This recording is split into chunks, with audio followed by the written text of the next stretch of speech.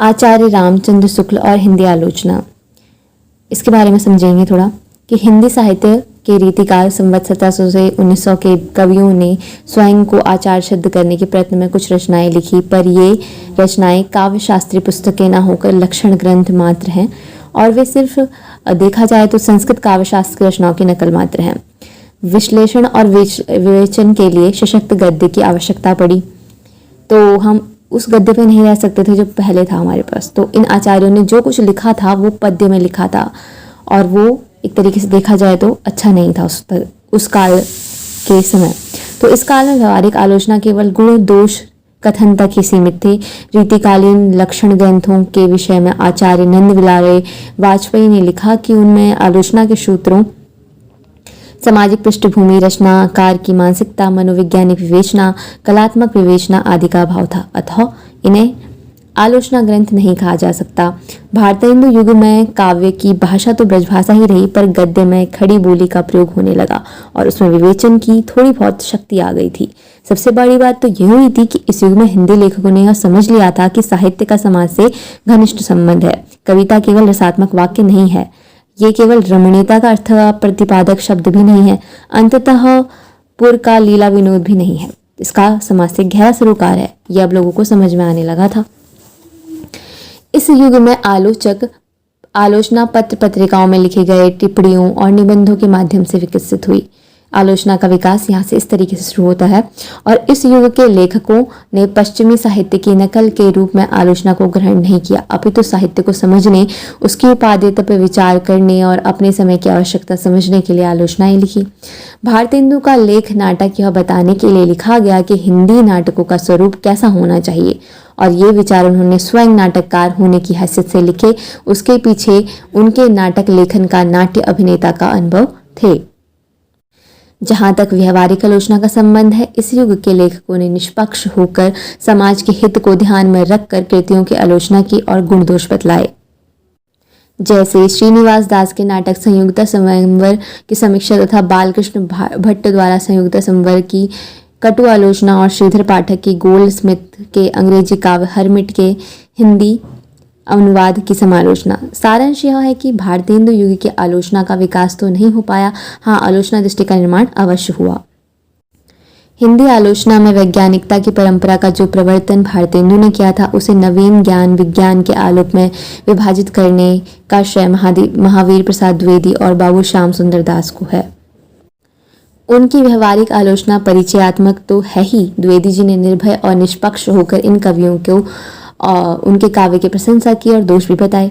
उनकी आलोचना दृष्टि में आधुनिकता स्पष्ट नजर आती है। छंद प्रयोग हो, यथार्थवाद, प्रगति प्रवालोचन, मानव स्वभाव की आलोचना, अलंकारिकता के विरुद्ध सरलता, सहजता, स्वाभाविकता पर बल उनकी आधुनिक दृष्टि के परिचायक हैं। आचार्य द्विवेदी युगबोध और नवीनता के पोषक तथा लोकवादी आचार्य हैं। उनका आग्रह है कि कविता सहज और सरल भाषा में लिखी जाए, ऐसी सहज और मनोहर हो कि पढ़े लिखे लोगों में भी कविता के प्रति रुचि और अनुराग पैदा हो। वहीं बाबू श्याम सुंदर दास ने विश्वविद्यालय के स्नातकोत्तर छात्रों के लिए आलोचनात्मक पुस्तकें लिखी। इनमें मौलिकता तो नहीं थी, पर हाँ भारतीय एवं पाश्चात्य काव्य मतों का समन्वय अवश्य है। तुलनात्मक आलोचना इस युग की प्रमुख प्रवृत्ति है। बिहारी और देव की तुलना करते हुए मिश्र बंधुओं लाला भगवान दीन और पंडित पदम सिंह शर्मा ने अपनी अपनी पुस्तकें लिखी। पद्म सिंह शर्मा कई भाषाओं के ज्ञाता थे, अतः उन्होंने बिहारी पर आर्या सप्तशती तथा गाथा सप्तशती का प्रभाव बताया। बिहारी को शेख सादी से तुलना करी। इन तीनों के संस्कार रीतिकालीन थे, ये नवीनता के समर्थक नहीं थे, उसके विरोधी थे। इस युग में हिंदी आलोचना का गंभीर एवं तात्विक रूप तो नहीं निखरा, परंतु आलोचना की कई महत्वपूर्ण पद्धतियां अवश्य विकसित हुई। देखा जाए तो उस टाइम पर लक्षण ग्रंथों की परंपरा में काव्यांग विवेचन हुआ, तुलनात्मक आलोचना पद्धति आ गई, अन्वेषण अनुसंधान पर आलोचना का विकास, परिचयात्मक और व्याख्यात्मक आलोचना का विकास। आचार्य द्विवेदी को हिंदी की आलोचना योग्य भाषा का रूप देने का श्रेय भी दिया है। आचार्य शुक्ल की बात करें तो हिंदी आलोचना का युग पुरुष उन्हें कहा जाता है। यह उद्भट विद्वान और प्रकांड पंडित थे। उनकी आलोचना दृष्टि बड़ी पैनी थी। साहित्य के अतिरिक्त उनके अन्य अनुशासनों, भौतिक विज्ञान, मनोविज्ञान, दर्शन शास्त्र आदि में भी गहरी रुचि थी। उनका अध्ययन विस्तृत और व्यापक था। उन्होंने संस्कृत काव्य के साथ साथ अंग्रेजी कवियों तथा आलोचकों की कृतियों को भी पढ़ा था। प्राचीन तथा आधुनिक साहित्य पर उनकी पकड़ बड़ी मजबूत थी तथा आलोचना दृष्टि इतनी पैनी थी कि वह तुरंत मर्म की गहराई तक पहुंच जाते थे। यद्यपि उन्होंने अपने हिंदी साहित्य का इतिहास में हिंदी साहित्य की लगभग सभी विधाओं पर विचार प्रकट किए, मूल्यांकन किया, परंतु उनकी आलोचना का जो केंद्रीय विषय है वो काव्य ही रहा। उनकी ख्याति के आधार पर स्तंभ सैद्धांतिक आलोचना के क्षेत्र में उनके वे लेख हैं जिनमें काव्य और विचार किया गया और व्यवहारिक समीक्षा की तुलसी, सूरदास तथा जायसी पर लिखे गए ग्रंथ। शुक्ल जी के काव्य चिंतन में काव्य और जीवन में कोई भेद नहीं है। वह काव्य को जीवन से घनिष्ठ रूप में जुड़ा मानते हैं। इसलिए काव्य के प्रमुख विषय होते हैं उनके कि मानव के कार्यकलाप, उनके मनोभाव तथा प्रकृति। शुक्ल जी उसी कवि का काव्य को श्रेष्ठ मानते हैं जिसमें प्रकृति के साथ तादात्म्यपूर्ण अन्नपूर्ति की व्यंजना की गई हो। सूफी कवियों जैसे विशेषतः जायसी के काव्य की प्रशंसा इसलिए की गई कि उसमें कवि ने प्रकृति के साथ तादात्म्य स्थापित किया। शुक्ल जी विशिष्ट पर बल न देकर सामान्य के चित्रण पर बल देते हैं। जैसे कि सीता और नागमती अपनी रानीपन को भूलकर अब जब अपने सामान्य स्त्री की तरह सोचती हैं और आचरण करती हैं तभी वे पाठकों के भाव को मगन कर पाती हैं। शुक्ल जी कविता की विशेषता बताते हुए कहते हैं कि वह पाठकों को लोक सामान्य की भावभूमि पर खड़ा कर देती है। परिस्थिति विशेष में सभी मनुष्यों के मनोभाव एक समान होते हैं। उस तार को छूते हैं, उसके उन मनोभावों का चित्रण करते ही पाठक भावमगन और रसमगन हो उठता है। वह स्पष्ट लिखते हैं कि श्रेष्ठ साहित्यिक रचनाओं में मानव मन का चित्रण होता है और सुधी आलोचक कवि की अंतर्वृत्ति का सूक्ष्म व्यवच्छेद करता है, उसकी मानसिक प्रवृत्ति की विशेषता बताता है। स्वयं शुक्ल जी ने तुलसी, सूर, जायसी की कविताओं की आलोचना करते हुए यही किया है। शुक्ल जी मानते हैं कि कविता का उद्देश्य हमारे मनोभावों का परिष्कार करना, शेष सृष्टि के साथ रागात्मक संबंधों की रक्षा करना, हमें संकीर्णता, संकुचितता, स्वार्थ से मुक्त करना, हमारी दृष्टि को विश्वव्यापी नहीं बनाना। कविता मनोरंजन का साधन नहीं है। कविता हृदय के लोक सामान्य की भावभूमि पर पहुंचती है। काव्य में रसास्वादन का लक्ष्य आनंद नहीं, भावयोग है। लोक हृदय में पाठक के हृदय में लीन होने का दशा का नाम रसदशा है। काव्य का सामाजिक चेतना युगबोध से जुड़ना आवश्यक है। इसीलिए वह सिद्धावस्था के काव्य से साधनावस्था के काव्य को लोक रंजन से अधिक लोकमंगल को अधिक महत्व देते हैं। सूरदास का काव्य लोक रंजन का काव्य है, सिद्धावस्था का काव्य है। शुक्ल जी सौंदर्य को कविता का मूल मानते हैं।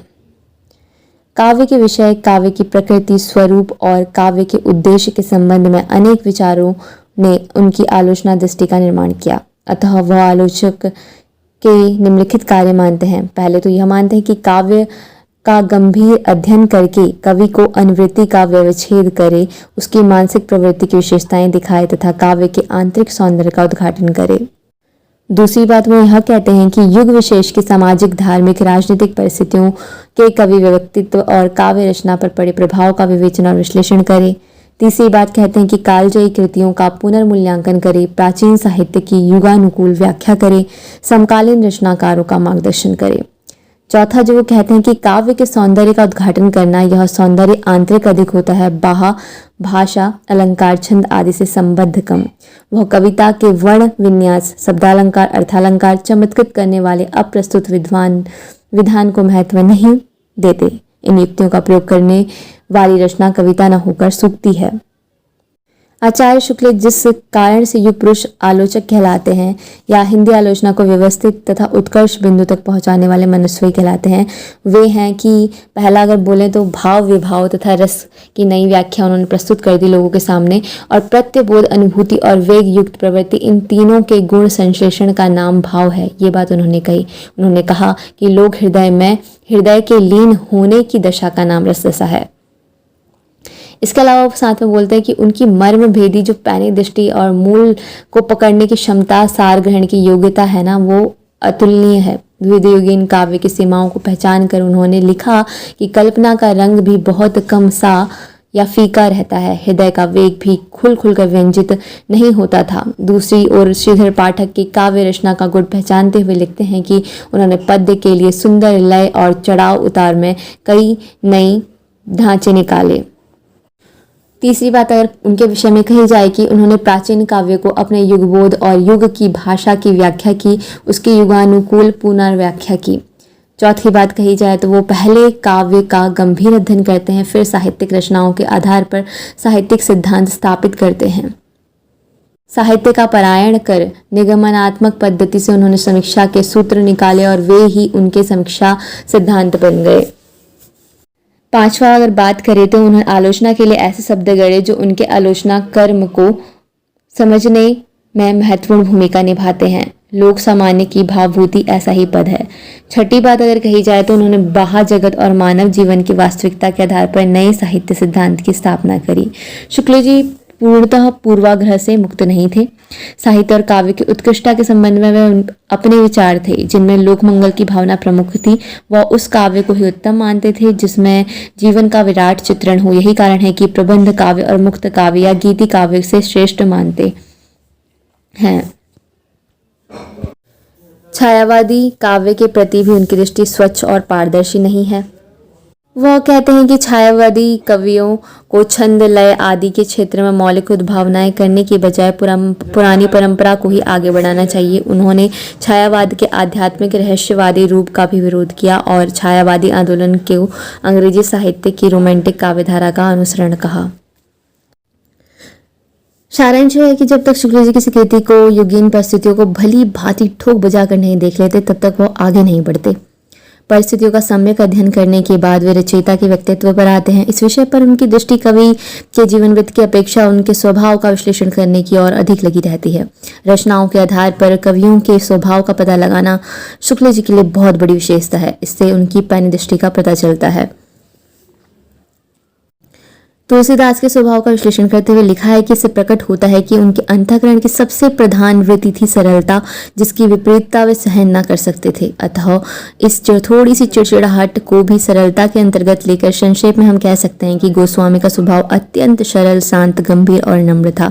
सदाचार की तो वो मृत्यु थी ही। किसी भी कवि पर विचार करते समय वे उस कवि के व्यक्तित्व की तुलना उससे सामने रखने वाले दूसरे कवि से भी बड़ी सूक्ष्मता के साथ करने लग जाते हैं। उदाहरण के लिए जायसी पर विचार करते हुए वे उनकी तुलना कबीर से करते हैं और लिखते हैं कि सच्चे भक्त का प्रधान गुण दैन्य उनमें पूरा पूरा था। कबीरदास के समान उन्होंने अपने को सबसे अधिक पहुंचा हुआ कहीं नहीं कहा। कबीर ने तो यहाँ तक कह डाला कि इस चादर को सुर नर मुनि सब ने ओढ़कर मैला कर दिया है, पर मैंने ज्यों का त्यों धर दीनी चदरिया।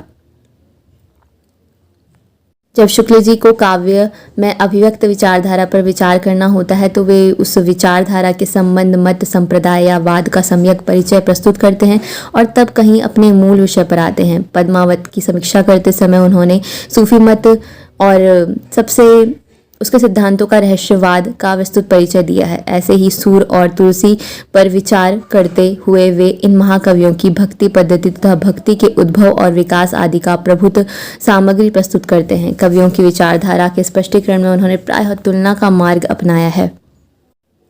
जिस समय शुक्ल जी को विभिन्न कवियों की भाव व्यंजना पर विचार करना पड़ता है उस समय उन्होंने दो प्रकार की शैलियाँ अपनाई, शास्त्रीय शैली और व्याख्यात्मक शैली।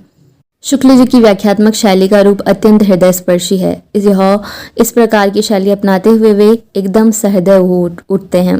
कवि के भाव पक्ष पर विचार कर चुकने के पश्चात उसकी रचना शैली पर विचार करते हैं।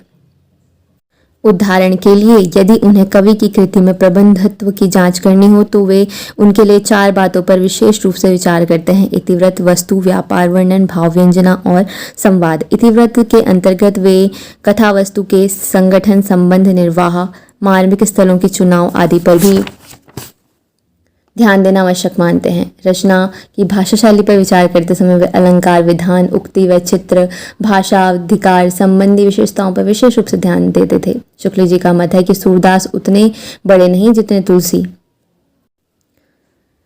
शुक्ल जी की समीक्षा में प्रयुक्त भाषा शैली की बात की जाए तो समास पद्धति के अनुरूप विषय की मार्मिक व्याख्या और विचारों तथा भावों की सुसंबद्ध व्याख्या मिलती है। अध्ययन की गंभीरता के कारण उनके विचारों में सघनता आई और अध्यापक के जीवन के कारण स्वच्छता और स्पष्टता आई।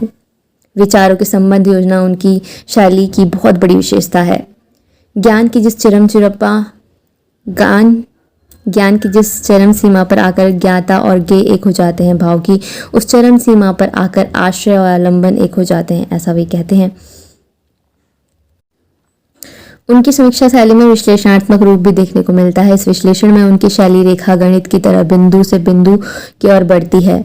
वह बिंदुओं को जोड़ती है, उनके स्वतंत्र अस्तित्व को प्रकट करती है, उसके तार्किक विषय के मर्म तक पहुंचाती है और उसके स्वरूप को व्यक्त करती है। आलोचक होते हुए भी शुक्ल जी निसंदेह कवि थे। उनकी भावात्मकता का रूप इन पंक्तियों को सरलतापूर्वक देखा जा सकता है।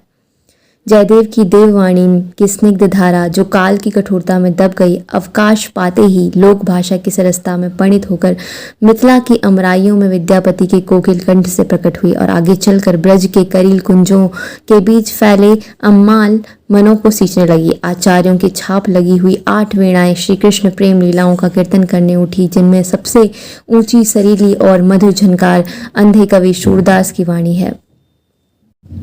शुक्ल जी की समीक्षा शैली में हास्य और व्यंग का पुट भी कहीं कहीं मिल जाता है। कहीं कहीं पर वे किसी किसी बात पर झुंझला भी उठते हैं। इसके लिए पद्म सिंह शर्मा पर उनकी उक्ति देखिए कि यह जग कांचों कांच 100 में समझोया निर्धार को आगे करने में जो लोग यह कह बैठते हैं कि वाह वाह, कवि गणित और वेदांत शास्त्र का कैसे भारी पंडित था, उन्हें विचार से काम लेने और वाणी में संयम रखने के अभ्यास करना चाहिए। शुक्ल जी की भाषा में विचारों का मूर्त रूप उपस्थित करने की पूर्ण क्षमता है। इसके लिए उन्होंने सादृश्य कथन, सामसमीकीय शब्दावली, अनुप्रास रूपक आदि का अलंकारिक प्रयोग किया। उनकी भाषा में यद्यपि तद्भव तथा विदेशी शब्दों की कमी नहीं है, तथापि तत्सम शब्दों का भी प्रयोग बहुलता से किया गया है। व्यावहारिक और प्रचलित शब्दों का प्रयोग भी उन्होंने खूब किया है, किंतु अंग्रेजी के शब्दों ने उन्होंने परिभाषिक रूप दिए हैं, किंतु परिभाषिक रूप देते समय उन्होंने पूर्ण सावधानी बरती है, जैसे कि अभिव्यंजनावाद, एक्सप्रेसिवनिज्म, इंद्रिया शक्ति, सेंसुअलिज्म, प्रभाववाद, इम्प्रेशनलिज्म, सर्ववाद, पैंथिज्म आदि। वस्तुतः शब्दों के चयन, ग्रहण, निर्माण, संस्कार आदि में शुक्ल जी का प्रयास स्तुत्य है। समालोचना के क्षेत्र में एक और वो जहाँ उन्होंने संस्कृत काव्यशास्त्र परंपरा का पल्ला नहीं छोड़ा, वहीं दूसरी ओर उन्होंने पाश्चात्य समीक्षा को भी विदेशी समझकर दुत्कार नहीं दिया। इन्होंने युग के अनुरूप इन दोनों समीक्षा पद्धतियों में समन्वय स्थापित करके आगामी पीढ़ी के लिए मार्ग प्रशस्त किया। शुक्ल जी की आलोचना पश्चिमी के कालावाद तथा हिंदी के अलंकार रीति के से भिन्न हिंदी की स्वतंत्र आलोचना है। शुक्ल जी सच्चे अर्थों में आधुनिक एवं प्रगतिशील साहित्य मर्मज्ञ एवं आलोचक थे। उन्होंने हिंदी आलोचना की सृजनात्मक साहित्य के समतुल्य गरिमा प्रदान करी। आज के लिए बस इतना ही। धन्यवाद।